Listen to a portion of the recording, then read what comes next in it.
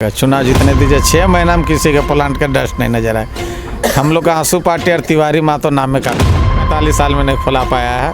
एगो ITI college ने है, एगो यहाँ पे मेडिकल कॉलेज ने है। आपका यहाँ तमाम वैसे 5 कौन से कार्य हैं जो पहले करना चाहेंगे? तो कभी कांग्रेस में चल जाता वही आदमी, कभी BJP में चल जाता है। हम वो खुद मतलब कहाँ पे उसको अभी खुद नहीं मालूम है। आवास लेंगे ना, अपना तनख्वाह लेंगे ना, कोई अपना सुविधा लेंगे, सब पूरा। पानी के मुद्दे को छोड़ के और किन मुद्दों को लेके आप जनता तक जाइएगा? 25 किलोमीटर जो रोड है वो अपना गाड़ी खड़ा करके पैदल लोग समझता है कि चले, लेकिन गाड़ी में नहीं चले। विधायक रह के काम नहीं किया होगा, उससे हम 100 गुना ज़्यादा काम किए होंगे उसका।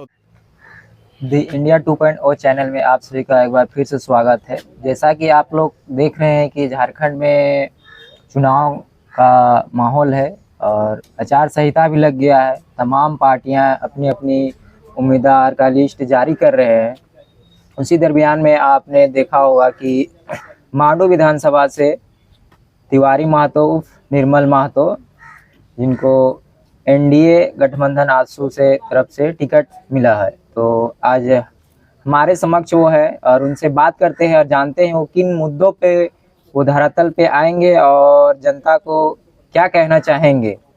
क्योंकि लगातार मांडू विधानसभा में एक ही परिवार के विधायक रहे हैं, तो क्या उन विधायक के किलो को, 40 साल के किलो को क्या तिवारी महतो जी तोड़ पाएंगे?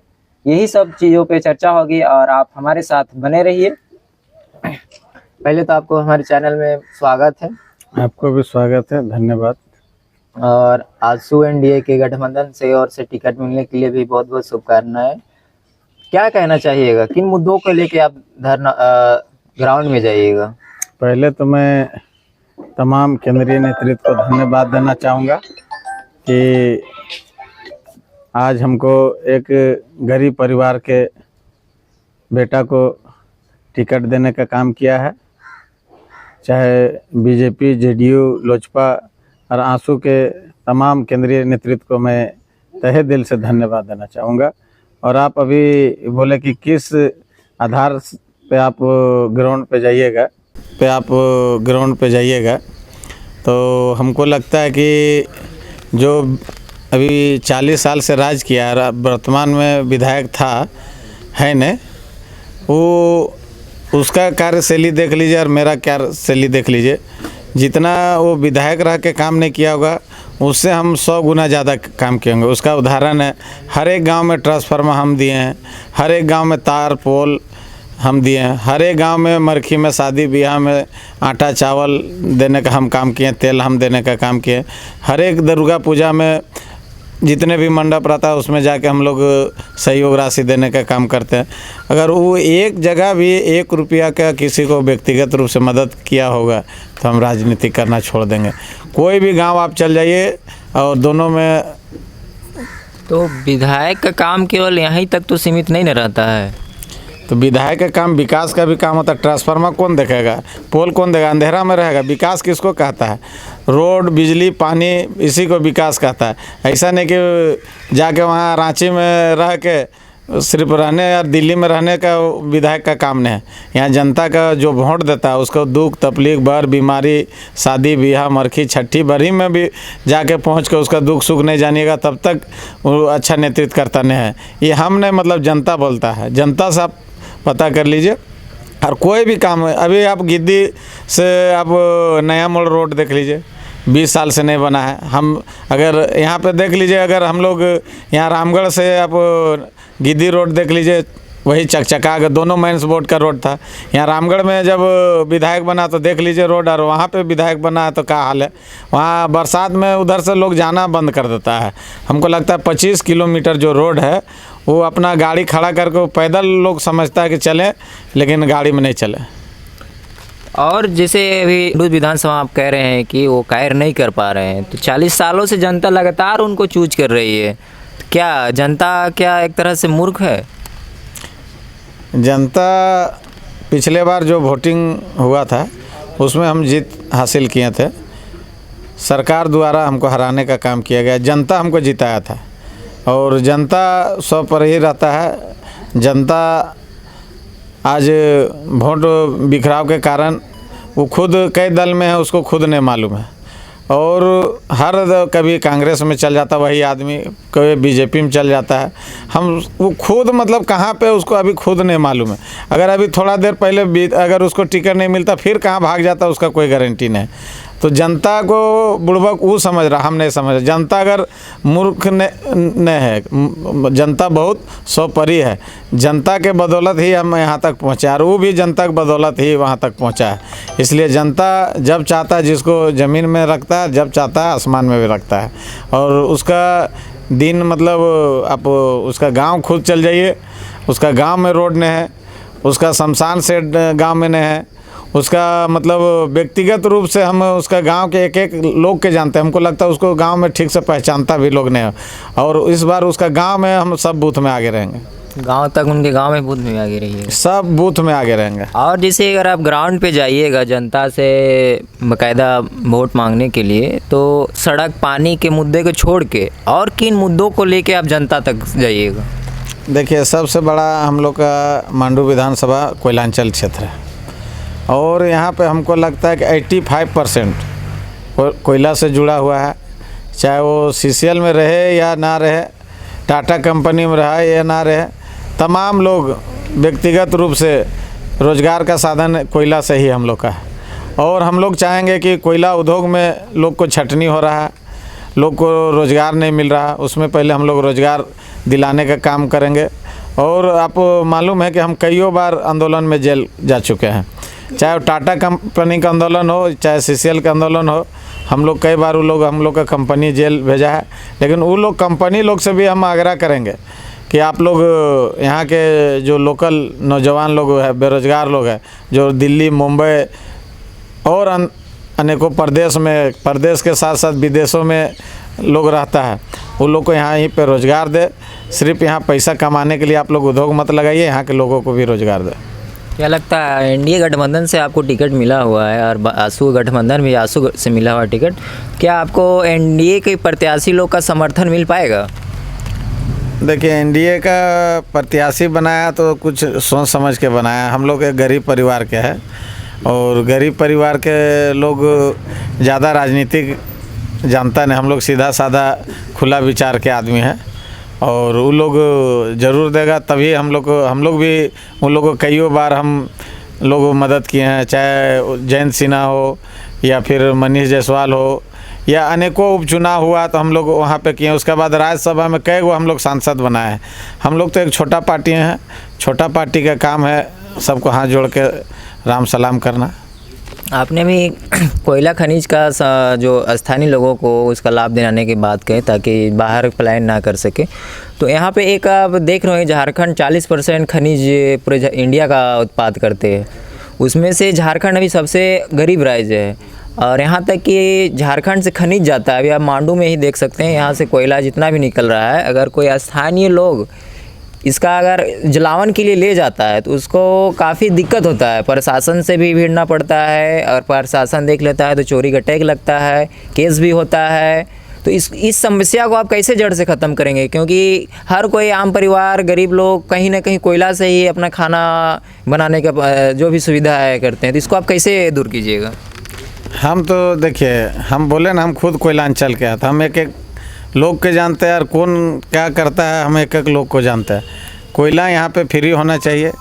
जिस तरह पहले बैलगाड़ी से कोयला दिया जाता था, तमाम ग्रामीण को भी दिया जाता था, और वो सब बंद करने का काम किया। कोयला जलाने के लिए दिक्कत हो, मरता उसमें भी कोयला नहीं देता।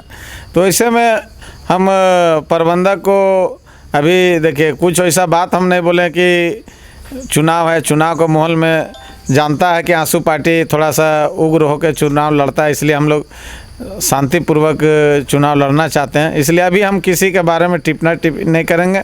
जो बोलता है वो करता नहीं है, और जो करता है वो बोलता नहीं। चलिए, आप वो चीज़ नहीं बोलना चाह रहे हैं, मगर इसका समाधान कैसे निकालिएगा आप? अभी तो बोले जो करता है वो बोलता नहीं है, जो करता है वो बोलता नहीं है। हाँ, पर जनता बोलता है वो करता नहीं है, इसलिए वो समाधान निकलेगा। समाधान निकलेगा। हम अपने कोयलांचल के हैं, कोयला के खोख से हम लोग जन्मे हैं, विस्थापित हैं, सब चीज़ हम लोग का गया है कोयला के खदान में। हम लोग रोज़ उठते हैं और खदान में कोयले में घुसते हैं। यहाँ पे आप नगर निगम की बात आती है तो ऐसे बहुत से गांव हैं जो कि नगर निगम के अंडर नहीं आना चाहिए। वहाँ पे होल्डिंग टैक्स वगैरह भी ज़्यादा है, ना पानी का सुविधा है, ना सड़क का सुविधा है। तो इस नगर निगम होल्डिंग टैक्स के लिए बाकायदा कुछ दिन पूर्व में ही आंदोलन भी किया गया था, महिलाओं के जो सिग्नेचर अभियान भी चलाया गया था। तो इस समस्या को कैसे देखते हैं तिवारी महतो, कैसे समाधान करेंगे? मेरे विधानसभा में 11 वार्ड है जो बिल्कुल ही नगर परिषद में आने लायक नहीं था, लेकिन कौन सा आफत पड़ा था उसको शामिल किया है। और किसी तरह का हमको लगता है कि नगर तो छोड़ दीजिए, गांव से भी पिछड़ा है वो किसी तरह से। मेरा नेता लोग भी पूरा आंदोलन किया था, खास करके धनारा के रवि जी और उनके तमाम समर्थक लोग पूरा आंदोलन में भागीदारी था। और आप देखते होंगे लगातार हम लोग नगर परिषद के खिलाफ में रहते हैं, लेकिन अब बना दिया तो उसको हम लोग यही कहेंगे कि इसको पहले नगर को पूर्व उसको लागू करे और जैसा सुविधा नगर में मिलना चाहिए उस टाइप के दे, नहीं तो हम लोग बाद होकर पुनः हम लोग का आंदोलन जारी रहेगा। तिवारी महतो को राजनीति में रुझाव कब से हुआ और क्यों हुआ? हम लोग अभी भी राजनीतिक में नहीं है, राजनीतिक हम लोग एक कार्यकर्ता हैं।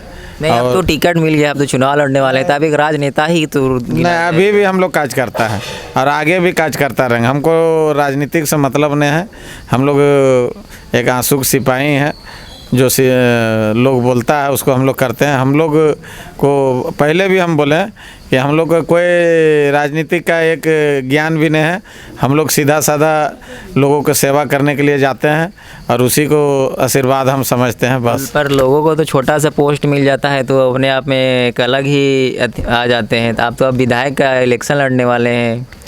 हम लोग पुनः भी विधायक का चुनाव लड़े और मामूली वोट से हारे थे, और हमको लगता है कि 5 साल में एक दिन भी मतलब 5 साल में जितना दिन होता है कुछ ही दिन इधर उधर हम लोग कहीं रिश्तेदारी आए जाए में गए होंगे, शादी ब्याह में बाहर, नहीं तो कहीं पे भी हम किसी गांव को या किसी का शादी में छोड़ने का काम नहीं किए। तो आपको इसी से पता चल गया होगा या वो लोग भी जानता होगा कि ये बदलने वाला लड़का है कि पुनः उसी तरह रहेगा। और हम अपना आपका मैक के भी माध्यम से बता देना चाहता हूँ, इंटरव्यू के माध्यम से, ना हम विधायक आवास लेंगे, ना अपना तनख्वाह लेंगे, ना हम कोई अपना सुविधा लेंगे। सब पूरा सुविधा हम पहले भी बोले, अपना जितना तनख्वाह मिलेगा बीजेपी और आंसू के कार्यकर्ताओं के बीच में आधा आधा प्रत्येक महीना बांटने का काम करेंगे। और जो आवास रहेगा रांची में वो तमाम आप लोग का आवास रहेगा, वहाँ लिख देंगे मांडू विधानसभा का अपना आवास, जिसमें लोग पढ़ाई करेगा। जो लोग यहाँ दुख दर्द से जो लोग इलाज करने पहुँचता है, कोई वहाँ पर रूम नहीं मिलता है, वो लोग जाकर रह के अपना इलाज भी करवाएगा, पढ़ाई भी करेगा, और भी हम जितना चाहेंगे अपना सुविधा दें। हम लोग बोले ना कि हम लोग नेतागिरी के लिए नहीं आए, हम लोग सेवा के लिए आए। क्या जो भी आप ये बात बोलें कि अपने जो भी सैलरी मिलेगी वो जनता में वितरित कर दीजिएगा, आवास भी अथी कर दीजिएगा, क्या ये सच में होगा कि बस अभी चुनाव को माहौल में लोगों को इमोशनल अटैचमेंट करने के लिए बोला जा रहा है? बार बार हम ये बात को रख रहे हैं, गांव में भी रख रहे हैं, और इसको मतलब वन रिकॉर्ड आप भी रख लीजिएगा। और पुनः आप आइएगा, रांची में भेंट होगा, आप देख लीजिएगा कि मतलब कुछ बोला है कि हम पे स्लिप के साथ आंसू और बीजेपी के लोगों को बांटने का हम काम करेंगे। जो ये लोग भी वो पैसा को जाकर कोई गरीब जो पढ़ाई नहीं कर पा रहा है, किसी का इलाज नहीं हो पा रहा, वो तनख्वाह का टोटल पैसा उस जगह पे लगेगा। या मेरा कार्यकर्ता लोग, मेरा भी कार्यकर्ता बहुत गरीब लोग है, मेरा साथ जितना लोग जुड़ा है बहुत गरीब परिवार से, उन लोग का भी आर्थिक स्थिति हमको सुधारना, अपना हम तनख्वाह उन लोग को देने का काम करेंगे। ये मतलब वन रिकॉर्ड रख लीजिए, चुनाव बाद भी आइएगा और पूछिएगा, ये कोई मतलब बोलने वाला बात नहीं है। और आप इन लोग का ही बदौलत हम यहाँ पहुँचे, तो वो जो मिलेगा तो उन लोग का है, मेरा नहीं है। और ये पूरा भारत में ऐसा पहली बार होगा, झारखंड तो छोड़ दीजिए, पूरा भारत में ऐसा कोई नहीं किया होगा जो हम करेंगे। कोई तनख्वाह नहीं, कोई आवास नहीं, टोटल सब दूसरा करेगा। शिक्षा के क्षेत्र में मांडू विधानसभा में क्या करना चाहिए अगर आप आते हैं, क्योंकि यहाँ पे अभी तक डिग्री कॉलेज का सुविधा नहीं है? ये बार बार हम उठाते हैं, इसके लिए कई बार हम आंदोलन किए। अब अभी बोल रहे थे कि 45 साल से एक ही परिवार, वो क्या कर रहा था उसको पूछे। अभी बोल रहे थे ना कि कौन सो उसको वोट काहे दे देता है, जनता बुड़बक है सो उसको वोट देता है। तो आप सोच सकते हैं कि कितना हम लोग को बुड़बक बनाया। एक डिग्री कॉलेज आज तक 45 साल में नहीं खोला पाया है, एगो ITI कॉलेज नहीं है, एगो यहाँ पे मेडिकल कॉलेज नहीं है, आपका यहाँ पे कोई तरह का सुविधा नहीं है। लेकिन आप देख लीजिएगा 5 साल में कितना चीज़ हम लाएंगे। रामगढ़ बगल में है, रामगढ़ बहुत पिछड़ा क्षेत्र था। रामगढ़ में कोई अपना बेटी को उधर पूर्वी क्षेत्र में गोला दुलमी में पहले देना नहीं चाहता था, लेकिन अभी उल्टा हो गया। कोई मांडू में अपना बेटी को नहीं देना चाहता मांडू क्षेत्र में, और रामगढ़ क्षेत्र में खुशी खुशी देता है। आप जैसे कि अभी बोल रहे हैं उन पे लगा रहे हैं ये बात, वो कार्य नहीं कर पाए। मगर कोई भी पलायन के लिए जब जाता है स्टूडेंट, अभी आप देख सकते हैं हजारीबाग, वहाँ पे स्टूडेंट के लिए एक हब, शिक्षा के लिए हब बनता जा रहा है। अब रांची भी वही सेम अथी में आ गया है। मगर अगर स्टेट का, हर विधानसभा का स्टूडेंट अगर वही विधानसभा में रहेगा, कहीं ना कहीं वहाँ के लोगों को भी आजीविका मिलेगा। क्योंकि जब कोई स्टूडेंट जाता है तो वहीं पे रहता है, खर्चा होता है, रूम बाकायदा रेंट में लेता है, वो कहीं ना कहीं अलग जगह पे जाके खर्च करते हैं। अगर वो सारा सुविधाएं मुहैया अगर स्थानीय जनप्रति लोग अगर वही विधानसभा में दे सकते हैं तो क्या उस पर विकास नहीं हो पाते? इस पर आप कैसे ग्राउंड लेवल पे काम कीजिएगा? देखिए, हम पहले से बोले हैं कि हम लोग मामूली से काज करता है, और माननीय चंद्र प्रकाश चौधरी, जनता तो आपको देख के ही वोट देंगे ना, क्योंकि जनता तो चाह रही है कि समस्याओं का समाधान। पूरा बात तो सुन लीजिएगा तब ना। मामूली से काज करता है, और हम लोग चंद्र प्रकाश चौधरी का काज करता है, और चंद्र प्रकाश चौधरी से बहुत कुछ सीखे हैं कि कैसे विकास किया जाता है। रामगढ़ को कैसे देख लीजिए, गोला में पॉलिटेक्निक कॉलेज, इंजीनियरिंग, महिला कॉलेज, उसी तरह चंद्र प्रकाश चौधरी जी के नेतृत्व में जो अभी यहाँ पे चल रहा है रामगढ़ जिला में मेडिकल कॉलेज लाने का, टाटा कंपनी, और हम बार बार बोलते हैं हम कोयलांचल से जुड़े हुए हैं, तो सब समझ सकते हैं कोयला में क्या चीज़ है। पहले तो CCL को और टाटा को दबाव बना के मेडिकल कॉलेज बनवाएंगे, अच्छा मतलब डिग्री कॉलेज बनवाएंगे, यहाँ पे भी हब बनाएंगे। मांडू में मेरा बहुत सा प्राइवेट कॉलेज है, उसको सरकारी कॉलेज बनवाएंगे, वहाँ पे जगह दिला के लोग को शिक्षा के हब बनाएंगे। हम एक एक टोला, एक एक गांव घूमे हैं, और उनको पूछ लीजिए 10 गो गांव का अगर अच्छा से नाम उसको याद होगा तो और हमको आंख मूंद के लेके चलिए, हम कोई भी गांव को उंगली दिखा के बता सकते हैं, लेकिन उसको अभी पूरा इतना साल रहा लेकिन पूरा गांव नहीं घुमा होगा। अभी कल हम ऐसा गांव गए थे जो बोल रहा था कोई आज तक जीवन में नेता नहीं आया है। आप उस गांव का नाम है आपका हिंदेगढ़ा पंचायत का है, कोवाड़ से ऊपर आपका गरगलिया गांव है। आप जाके देख सकते हैं कि कोई विधायक या सांसद या कोई प्रतिनिधि आया होगा तो पता कर लीजिए। लेकिन हम गए हैं, पहले भी गए हैं, लेकिन वो लोग बोल रहा है कि आज तक कोई प्रतिनिधि नहीं आया है। तो हम पूछे जाके वो लोग के पेपर में छापा था कि कोई नेता आया है कि नहीं, तो नहीं आप तो अले हक बाबू, तो इन कैसे छाप दिला कि नहीं आए, नहीं हमें विधायक और सांसद यहाँ तक नहीं आए। तो ऐसा ऐसा गाँव है जो अभी तक भी लोग वंचित है। वहाँ पर हम जाके ट्रांसफार्मर दिलाए हैं, और रोड का बहुत स्थिति हमको लगता है भारत में सबसे ख़राब रोड मतलब वो गरगलिया को होगा। आप जैसा कि बता रहे हैं तो 40 साल से क्या विधायक क्या कर रहे थे फिर उस फैमिली के? तो जाके आप मेरा इंटरव्यू ले रहे हैं तो उसको भी थोड़ा सा पूछिए कि तिवारी महतो ऐसा आरोप लगा रहा। एक बार खाली वो मोटरसाइकिल से चल जाएगा ना तो पता चल जाएगा कि उस गांव के क्या स्थिति है। थोड़ा उस गांव का भी उसको अभी मौका मिला है, अभी 20 दिन समय है उसको, थोड़ा गांव का दौरा करे, गांव के क्या स्थिति है, जाके गांव देख ले। आपका गोसी गांव जाके देख ले। गोसी गांव में जाते हैं तो बोलता है यहाँ कोई बेटी नहीं देना चाहता है, बारात आता है तो आधा रास्ता से घूम जाता है। उसी तरह वहाँ गरगलिया में बोलता है कोई बारात नहीं आना चाहता है। अनेकों ऐसा गांव है जहाँ लोग अपना बेटी और बेटा के बारे में सोचता है कैसे हम शादी ब्याह करें, कैसे लोग बाराती आए। थोड़ा हम लोग जानबे करते हैं झारखंडी लोग थोड़ा नाच गा के बाराती जाते हैं, तो वहाँ नाचेगा कहाँ, खड़ा होने की जगह नहीं तो नाचेगा कहाँ से। गिद्दी क्षेत्र का है जो डाड़ी प्रखंड पड़ता है, उसको उधर पड़ता है, लेकिन हम बहुत जल्दी उसको रामगढ़ जिला में शामिल करके टोटल रामगढ़ जिला में काम होगा, बहुत जल्दी आपको मिल जाएगा। वो हम बचपन से ही, मेरा जब हम राजनीतिक में नहीं थे तब से ही हम लोग का प्रखंड का मांग था और जिला में शामिल करने का। दोनों जिला तो बन गया लेकिन शामिल नहीं हुआ, वो जल्दी शामिल हो जाएगा। और किन मुद्दों को जनता के बीच में आप रख? और अनेकों मुद्दा है, बहुत सा अभी मुद्दा है। हम बार बार बोलते हैं कि जो बोलता है वो करता नहीं, और जो करता है वो बोलता नहीं। पर जनता तो सुनना चाहिए ना, क्योंकि जनता को अभी देख रहे हैं हर कोई अपने अपने भाषण से सुना रहे हैं, लुभावने वादे कर रहे हैं। अभी मैया सम्मान योजना निकाला जा रहा है, लोगों को 1000 रुपया दिया जा रहा है। क्या इन सभी चीज़ों से आप फाइट कर पाइएगा? मालूम है कि जितना महिला के सम्मान मोदी सरकार दिया होगा, हमको लगता है कोई नहीं दिया होगा। सबसे पहले वो लोग को शौचालय देने का काम किया है, उसके बाद वो लोग घर और घूंघट और चौखट से नहीं निकलता तो सबको खाता खोलाने का काम किया।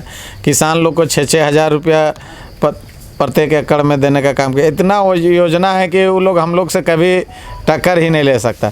और वो मात्र 1 महीना के लिए दिया है, लेकिन हम लोग लगातार, हम लोग को गोगो दीदी के माध्यम से 2100 रुपया चुनाव जीतने के बाद हम लोग प्रत्येक महिला 18 साल से 60 साल महिला लोग को देने का काम करेंगे।